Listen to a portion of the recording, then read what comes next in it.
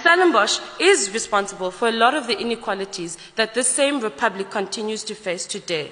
Sometimes I think that when we talk about this beautiful institution, we forget that the actual academic thesis for apartheid was casually written in black and white just down the road in the sociology department of this university. Today, I'm standing in what was called the DF Malan Centrum when I was a student.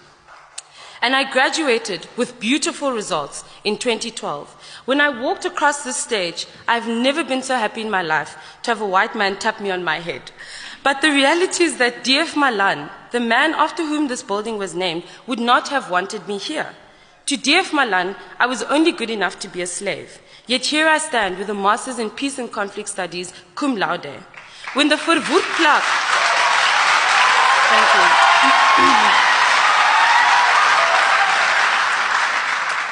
When the verwoed plak in Dagbreek came down last year, I couldn't believe the levels of outrage that some people expressed at its removal, as though there was any good thing to his thoughts about humanity.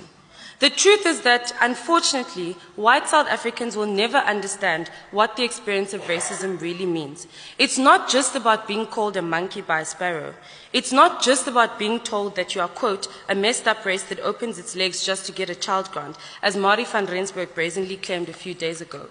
It is a daily psychological violence that manifests in every single area of our lives. It manifests in our religion and the way that we perceive ourselves. It manifests in our economy, it manifests in politics, and it even infiltrates our education.